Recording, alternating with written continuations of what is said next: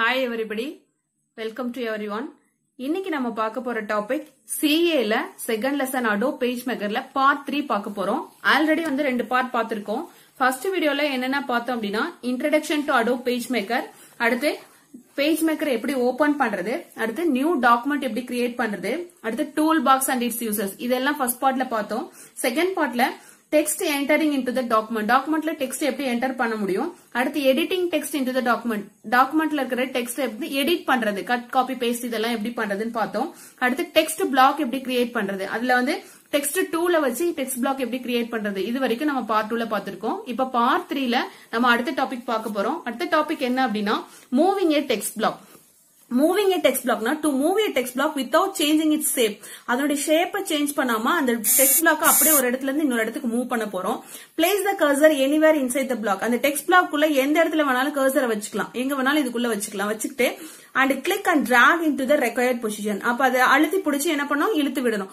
எந்த இடத்துக்கு வேணுமோ அந்த இடத்துல இழுத்து விட்டோம் அப்படின்னா அந்த டெக்ஸ்ட் பிளாக் வந்து அங்க இருந்து இங்க மூவ் ஆயிடும். இதுதான் மூவிங் ஏ டெக்ஸ்ட் பிளாக். உரை தொகுதியை நகர்த்துதல். எப்படி வந்து உரை தொகுதியை ஒரு இடத்துல இருந்து இன்னொரு இடத்துக்கு நகர்த்த போறோம், அதுதான் இது. ஓகேங்களா? இப்போ அடுத்தது வந்து இது மூவிங் ஏ டெக்ஸ்ட் பிளாக். நெக்ஸ்ட் வந்து ரீசைசிங் ஏ டெக்ஸ்ட் பிளாக். டெக்ஸ்ட் பிளாக்ஸ் எப்படி ரீசைஸ் பண்றது, ரீசைஸ்னா அதனுடைய சைஸ மாத்துறது, சின்னதா இருக்கிறது பெருசு பண்றது, பெருசா இருக்க சின்னது எப்படி பண்ண போறோம். ரீசைசிங் ஏ டெக்ஸ்ட் பிளாக் உரை தொகுதியின் அளவை மாற்றுதல், அதனுடைய சைஸ வந்து பெருசாவோ சின்னதாவோ மாற்றுறது, அளவை மாத்துறது. எப்படின்னா when you select a text block with the pointer tool, the text block boundaries become visible. இப்ப டெக்ஸ்ட் பிளாக் இப்படி செலக்ட் பண்ணீங்க, பாயிண்டர் டூல் வச்சு செலக்ட் பண்ணீங்க அப்படின்னாவே மேலையும் கீழே ரெண்டு ஹேண்டில் வந்துரும். ஓகேவா? ரெண்டு ஹேண்டில் வந்துரும். அதுதான் வந்து டெக்ஸ்ட் பிளாக்கோட பவுண்டரிஸ், எல்லைகள். இதுல இருந்து இது வரைக்கும் இது இருக்கு அப்படின்னு சொல்லிட்டு. These handles are called window shades. இந்த ரெண்டு ஹேண்டிலுக்கும் பேரு window shades. 1 மார்க்ல கேட்கலாம். 2 ஹேண்டில்ஸ்க்கு பேர் என்ன window shades னு 1 மார்க்ல கேட்கலாம். There is a dark square on both ends of the handle. These are used to change the size of the text block.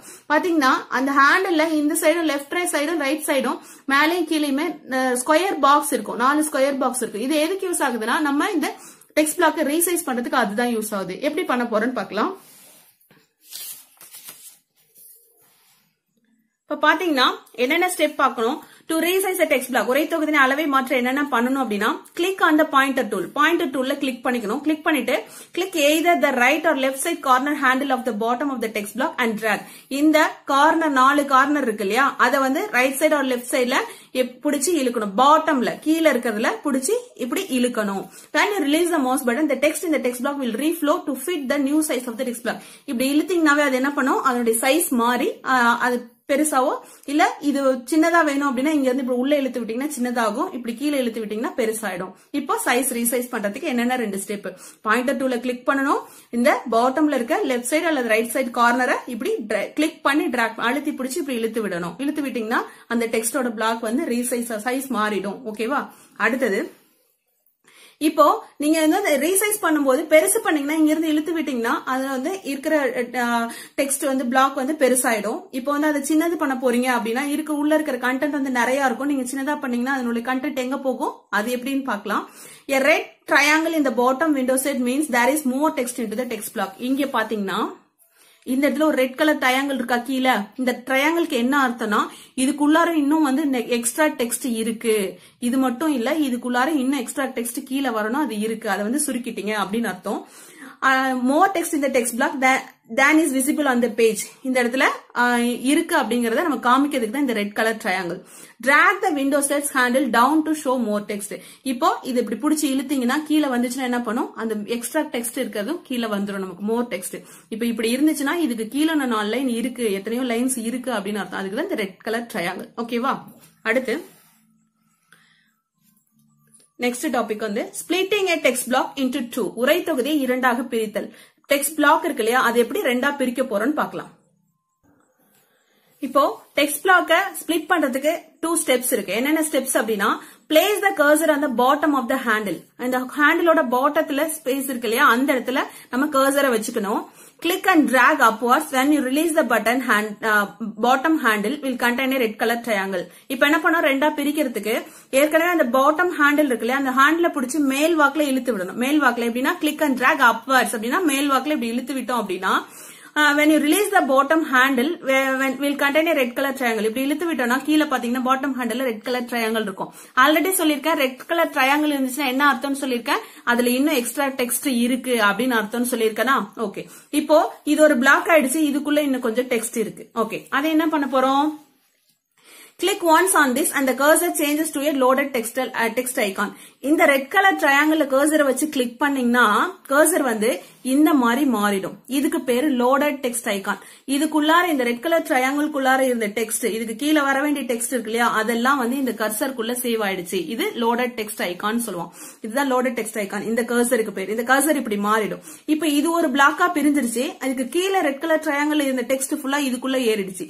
இப்போ ரெண்டா பிரிக்கணும்னு சொல்லியிருந்த ஒரு பிளாக் இங்க கிரியேட் ஆயிடுச்சு. இன்னொரு பிளாக் எந்த இடத்துல வேணும், கீழையா கொஞ்சம் தூரம் தள்ளியா இல்ல அடுத்த பேஜ்ல, அந்த மாதிரி நம்ம செலக்ட் பண்ணிட்டு இந்த லோடட் டெக்ஸ்ட் ஐகானை கொண்டு போய் அந்த இடத்துல கிளிக் பண்ணா இதுக்குள்ள இருக்கிற டெக்ஸ்ட் எல்லாம் அங்க காப்பி ஆயிடும். பாருங்க, அடுத்த ஸ்டெப் பாருங்க.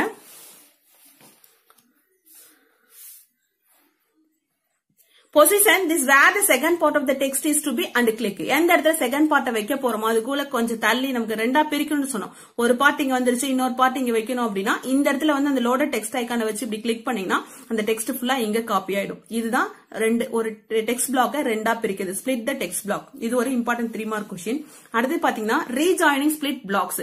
ஒரு ரெண்டா இருக்கிற ஒரு டெக்ஸ்ட் பிளாக்க எப்படி வந்து ரெண்டையும் சேர்க்கிறது அப்படிங்கறத இந்த இது. To rejoining the text blocks என்னென்ன ஸ்டெப்ஸ் பண்ணணும் அப்படின்னா, place the cursor. இது என்னன்னா தமிழ்ல பிரிக்கப்பட்ட உரை தொகுதி மீண்டும் இணைத்தல். ஏற்கனவே வந்து ஒரு உரை தொகுதியா இருக்கிறத ரெண்டா பிரிச்சிருக்கோம். இப்ப ரெண்டையும் எப்படி இணைக்க போறோம் அப்படிங்கறத பார்க்கலாம்.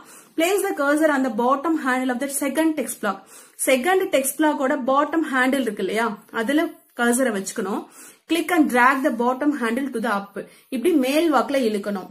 அழுத்தி பிடிச்சி செகண்ட் பிளாக்கோட பாட்டம் ஹேண்டில் நம்ம கர்சரை வச்சுட்டு drag the bottom handle up to the top வரைக்கும் மேல இழுத்துட்டே போகணும். இழுத்துட்டே போயிட்டு அதுக்கப்புறம் என்ன பண்ணணும், then place the cursor on the bottom handle of the first text block. First text பிளாக்கோட பாட்டம் இதை கொண்டு போய் அங்க இழுத்து விட்டுனா ரெண்டும் ஒன்னாயிடும். அப்ப பாட்டம் ஹேண்டில் இருக்கு இல்லையா, அதுல வந்து click and drag to the bottom handle if necessary. if necessary னா என்ன அர்த்தம்னா, இப்ப இது மேல போய் இழுத்து விட்டு இப்படி சேர்த்து விட்டுட்டீங்க அப்படின்னா இதுக்குள்ள டெக்ஸ்ட் கரெக்டா இருந்துச்சுன்னா அப்படியே நின்றும். இல்லன்னா கீழே வந்து பாட்டத்துல வந்து அந்த ரெட் கலர் ட்ரையாங்கிள் இருக்கும். ரெட் கலர் ட்ரையாங்கிள் இருந்தா என்ன அர்த்தம், ஏற்கனவே இருக்கிற டெக்ஸ்ட்டுக்கு கீழே இன்னும் எக்ஸ்ட்ரா இருக்குன்னு அர்த்தம். இது கொண்டு போய் அதோட சேர்த்து விட்டீங்கன்னா கரெக்டா ஜாயின் பண்ணி விட்டீங்கன்னா கரெக்டா இருந்துரும்.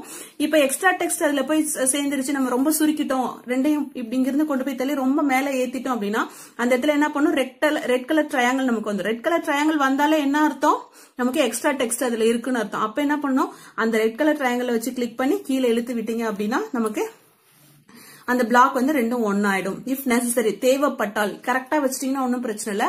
தேவைப்பட்டா மட்டும் ஹேண்டில் டவுன் இஃப் நெசசரி, அது கீழே ஃபர்ஸ்ட் ஹேண்டிலோட கீழே பிடிச்சி இழுத்தீங்க அப்படின்னா ரெண்டும் வந்து சேர்ந்துரும், ரீஜாயிண்ட் ஆயிரும். ஓகேவா? Next placing importing text. Importing டெக்ஸ்ட்னா வேற ஒரு சாஃப்ட்வேர்ல இருந்து நம்ம டெக்ஸ்ட் எடுத்துட்டு வந்து எப்படி வந்து பேஜ் மேக்கர்ல யூஸ் பண்றது அப்படிங்கறதுதான். You can insert text from other software. பிற மென்பொருட்களில் தயாரிக்கப்பட்ட கோப்புகளை பேஜ் மேக்கரில் செருகுதல். வேற ஒரு சாஃப்ட்வேர்ல இருந்து கொண்டு வந்து இங்க வந்து மென்பொருள்கள்ல தயாரிக்கப்பட்ட ஒரு உரை தொகுதியை இதுல வந்து எப்படி சேர்க்கிறது. ஒரு எம்எஸ் வேர்டா இருக்கலாம். எம்எஸ் வேர்ட்ல ஒரு டாக்குமெண்ட் நம்ம டைப் பண்ணிருக்கோம், அந்த டாக்குமெண்ட் எப்படி வந்து பேஜ் மேக்கர்ல கொண்டு வந்து யூஸ் பண்றது அப்படின்றத பார்க்கலாம். ஃபர்ஸ்ட் அதுக்கு என்ன ஸ்டெப்னா, choose file place. File menu இருக்கு இல்லையா, அந்த மெனுவை கிளிக் பண்ணணும். அதுல பிளேஸ்னு ஒரு ஆப்ஷன் இருக்கும். பிளேஸ்னு ஒரு ஆப்ஷன் இருக்கும், அந்த ஆப்ஷனை கிளிக் பண்ணணும். அப்ப பிளேஸ் டயலாக் பாக்ஸ் வந்து நமக்கு அப்பியர் ஆகும். பிளேஸ் டயலாக் பாக்ஸ் பாத்தீங்கன்னா இது போல, இதுதான் பிளேஸ் டயலாக் பாக்ஸ். இது அப்பியர் ஆகும். அதுல நமக்கு எந்த ஃபைல் தேவை, எதுல இருந்து எந்த ஃபைல் நேம் இது இருக்கு இல்லையா, இதுல வந்து இந்த ஃபைல் நேம் நம்ம இங்க டைப் பண்ணோம் அப்படின்னா அந்த ஃபைல்ஸ் எல்லாம் இங்க காமிக்கும், நம்ம டைப் பண்ணலாம். அல்லது இங்கே கிளிக் பண்ணிக்கலாம். கிளிக் பண்ணிட்டு ஓபன் அப்படின்னு கொடுக்கணும். கிளிக் பண்ணிட்டு ஓபன் அப்படின்னு கொடுக்கணும். Locate the document that contains the text you want to place in and select it. இங்க இருக்கிற டாக்குமெண்ட்ல எது நமக்கு தேவை எடுக்க போறோமோ அதை வந்து செலக்ட் பண்ணிக்கணும். செலக்ட் பண்ணிட்டு அடுத்த ஸ்டெப் பாருங்க, கிளிக் ஆன் ஓபன். ஓபன்ல கிளிக் பண்ணும். கிளிக் ஆன் ஓபன் இந்த place dialog box. Place dialog பாக்ஸ்ல ஓபன் ஆப்ஷன் இருக்கு பாருங்க, அந்த ஆப்ஷனை கிளிக் பண்ணணும். கிளிக் பண்ணிட்டு the pointer changes to loaded text icon. அது ஓபன் கிளிக் பண்ணாவே அந்த கர்சர் வந்து நம்ம loaded text icon என்ன அர்த்தம், அந்த டெக்ஸ்ட் வந்து இதுக்குள்ள காப்பி ஆயிரும்னு அர்த்தம். அப்ப loaded text icon மாறிடும். அடுத்து make a text block to place the text. இப்போ இந்த loaded text icon எந்த இடத்துல பேஜ் மேக்கர்ல போயிட்டு ஒரு நியூவா ஒரு டாக்குமெண்ட் கிரியேட் பண்ணி அதுல உள்ள எந்த இடத்துல கிளிக் பண்றீங்களோ அந்த இடத்துல நம்ம இங்க காப்பி ஆன டெக்ஸ்ட் வந்து அங்க வந்துரும். நம்ம MS Wordல இருந்தாலும் சரி எதுல இருந்தாலும் அங்க இருந்து காப்பி பண்ணிட்டு வந்து இங்க நம்மளால வைக்க முடியும். Click in the page to place the text. The text will be placed in the page. அப்ப அந்த இடத்துல கிளிக் பண்ணால என்ன பண்ணும், அந்த டெக்ஸ்ட் அங்க வந்துரும். If the text to be placed is too big to fit on one page. இப்ப ரொம்ப பெருசா இருக்கும், 2-3 பேஜ் இருக்கு, நம்ம கொண்டு போய் கிளிக் பண்ணா அது ஒரு பேஜ்ல தான் கிளிக் ஆகும், மீதி பேஜுக்குலாம் வரணும் இல்லையா. Page maker allows you to place it several pages. வேற பேஜஸ்ல நம்மளால காப்பி பண்ண முடியும். எப்படின்னா இது வந்து மேனுவலாவும் பண்ணலாம், ஆட்டோமேட்டிக்காவும் பண்ணலாம். 2 மெத்தடா பண்ணலாம், மேனுவலாவும் பண்ணலாம், ஆட்டோமேட்டிக்காவும் பண்ணலாம். எப்படி மேனுவலா பண்ணலாம், எப்படி ஆட்டோமேட்டிக்கா பண்ணலாம்னு பார்க்கலாம். மேனுவல் டெக்ஸ்ட் ஃப்ளோ, டெக்ஸ்ட் வந்து மேனுவலா எப்படி ஃப்ளோ பண்றது, அது வந்து உருவாக்குறது. பயனர் கட்டுப்பாட்டு உரைப்பாய்வு, உரைப்பாய்வுனா உரை வந்து இங்க இருந்து இப்படி பாய்ந்து போறது ஒரு பேஜ்ல.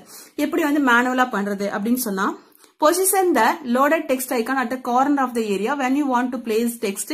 Hold down the mouse button and drag to define text block. Release the mouse button. இப்போ எந்த இடத்துல வைக்கணுமோ அந்த இடத்துல போய் கிளிக் பண்ணிட்டு இப்படி இழுத்து விட்டீங்க அப்படின்னா அந்த பேஜ் ஃபுல்லா வந்துரும். Text flows in the defined area. அந்த பேஜ் ஃபுல்லா வந்துரும். If there is more text, இன்னும் டெக்ஸ்ட் ஒரு பேஜுக்கு பார்த்தாம இன்னும் எக்ஸ்ட்ரா இருக்கு அப்படின்னா இந்த டெக்ஸ்ட்ல you define a red color triangle appears in the bottom window set handle. நான் ஏற்கனவே சொல்லியிருக்கேன், அந்த டெக்ஸ்ட் பிளாக்ல எக்ஸ்ட்ரா டெக்ஸ்ட் உள்ள இருக்கு அப்படின்னா கீழே என்ன காமிக்கும், அந்த ஹேண்டில் ரெட் கலர் ட்ரையாங்கிள் காமிக்கும். இப்போ ஒரு பேஜ்ல வச்சு கிளிக் பண்ணி இப்படி இழுத்து விட்டுட்டீங்க அப்படின்னா இன்னும் எக்ஸ்ட்ரா டெக்ஸ்ட் இருக்கு, அடுத்த பேஜுக்கும் இருக்கு அப்படின்னா அந்த இடத்துல ரெட் கலர் ட்ரையாங்கிள் நமக்கு காமிக்கும். அதை என்ன பண்ணணும் அப்படின்னா இங்க பாருங்க, இதுல பாத்தீங்கன்னா நமக்கு ரெட் கலர் ட்ரையாங்கிள் இருக்கு. இப்போ இதை என்ன பண்ணா வந்து நமக்கு அடுத்த பேஜ்ல காப்பி ஆகும் அப்படின்னா click once on this page, அந்த பேஜ்ல மறுபடியும் கிளிக் பண்ணி அந்த லோடட் டெக்ஸ்ட் ஐகான் அப்பியர்ஸ். இப்போ இந்த ரெட் கலர் ட்ரையாங்கிள் நம்ம கர்சரை வச்சு கிளிக் பண்ணாலும் என்ன பண்ணும், கர்சர் வந்து லோடட் டெக்ஸ்ட் ஐகானா மாறிடும். அதுக்குள்ள இருக்கிற டெக்ஸ்ட் எல்லாம் அந்த கர்சர்ல காப்பி ஆயிடும்.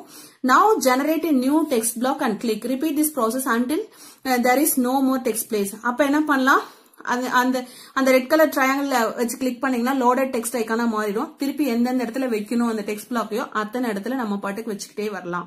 நம்ம எத்தனை டைம் வேணாலும் இது மாதிரி நியூ பிளாக்கா ஜெனரேட் பண்ணி வச்சுக்கிட்டே வர முடியும். ஓகேவா. இதுவே நம்ம வந்து நெக்ஸ்ட் பேஜ்ல வைக்கணும், பிளாக்கா இல்லாம நெக்ஸ்ட் பேஜ்ல வைக்கணும்னு என்ன பண்ணணும் அப்படின்னா, Similarly, if you want place the text in a page, வேற பேஜ்ல வைக்கணும் அப்படின்னா இது வந்து ஒரே பேஜ்லயே வந்து வேற பிளாக்கா வச்சிருக்கிறதுக்காக இது சொல்றாங்க. அடுத்து வேற பேஜ், ஒரு பேஜ் ஃபுல் ஆயிடுச்சு அடுத்த பேஜ்ல வைக்கணும் அப்படின்னா என்ன பண்ணணும் அப்படின்னா, Similarly, if you want to place the text in a page, position the loaded text icon at the top of the page and click. இப்ப என்ன பண்ணும், நம்ம அந்த டாப் ஆஃப் பேஜ்ல லோடட் டெக்ஸ்ட் ஐகான் கிளிக் பண்ண, லோடட் டெக்ஸ்ட் ஐகான் இருக்கா, red colour triangle click பண்ணாவே என்ன ஆயிடும், டெக்ஸ்ட் வந்து அந்த ஐகானுக்குள்ள ஸ்டோர் ஆயிடும். Text flows into the page. அந்த பேஜ் ஃபுல்லா ஸ்டோர் ஆனதுக்கு அப்புறம் if there is more text that fits in the page, a red color triangle appears in the bottom windows handle. இப்போ இந்த பேஜ் முடிஞ்சிருச்சு, இன்னும் டெக்ஸ்ட் இருக்குன்னா ரெட் கலர் ட்ரையாங்கிள் தெரியும். Click once on this page. மறுபடியும் அந்த பேஜ் கிளிக் பண்ணி அந்த loaded text icon reappears. மறுபடியும் வந்து loaded text appear ஆகும். Now generate a new page. இன்னொரு பேஜ் கிரியேட் பண்ணி எப்படி கிரியேட் பண்ணலாம் அப்படின்னா, லேஅவுட் ஆப்ஷன் இருக்கு இல்லையா, லேஅவுட் மெனுல போயிட்டு இன்சர்ட் பேஜ் கொடுக்கலாம். கொடுத்தா இன்னொரு நியூ பேஜ் உருவாயிடும். இந்த மெனு பார்ல லேஅவுட் மெனு பார்ல இன்சர்ட் பேஜஸ் ஆப்ஷன் கொடுக்கலாம். Place the loaded text icon at the top of the next page and click.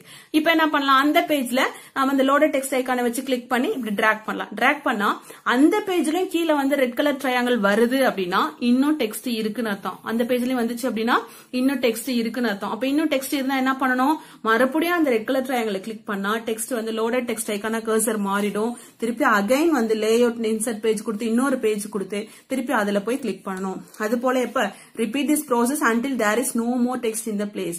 அப்ப எக்ஸ்ட்ரா டெக்ஸ்ட் கீழே ரெட் கலர் ட்ரையாங்கிள் உருவாகாத வரைக்கும், இல்லாத வரைக்கும் நம்ம என்ன பண்ணணும், அடுத்தடுத்த பேஜ்ல அதை கிளிக் பண்ணி வச்சுக்கிட்டே இருக்கணும். இப்படிதான் பண்ணணும். ஓகேவா. இது வந்து மேனுவலா பண்றது.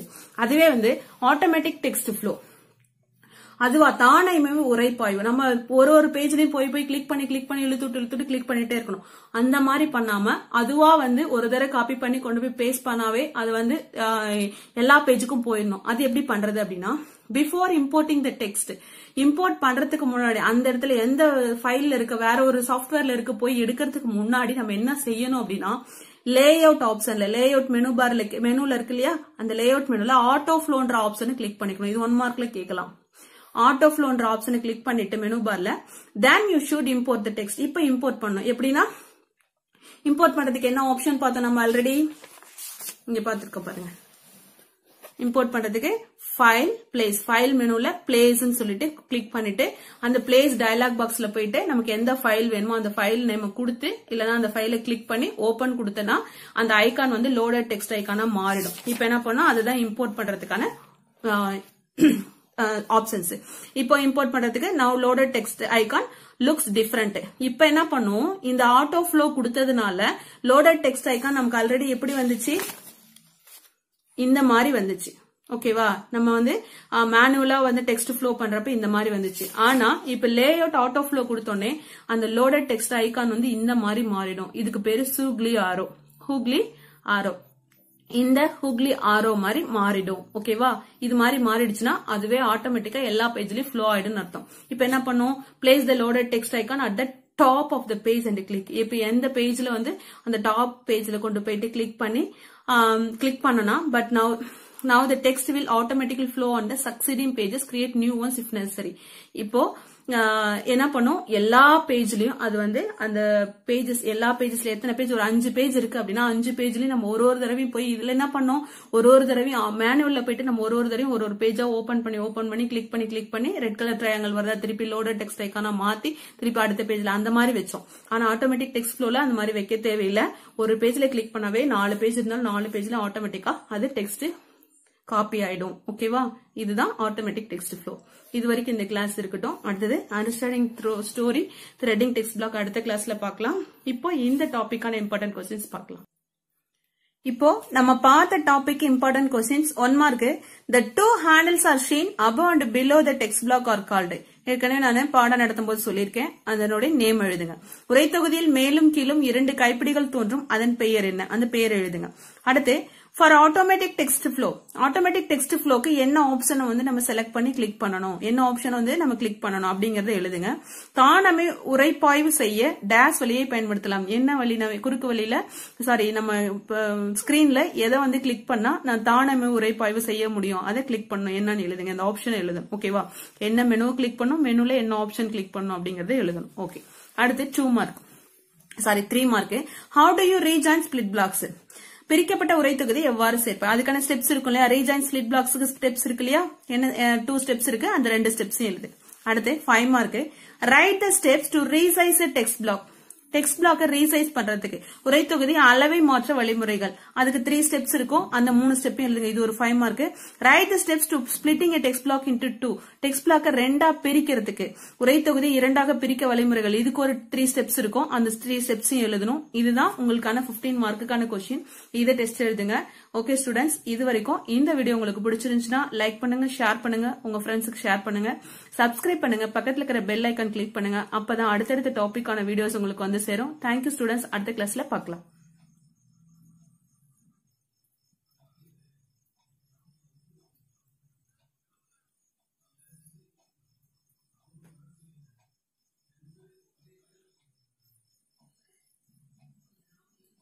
ஓகே ஸ்டூடெண்ட்ஸ், கொஸ்டின் நோட் பண்ணிக்கோங்க, டெஸ்ட் எழுதுங்க.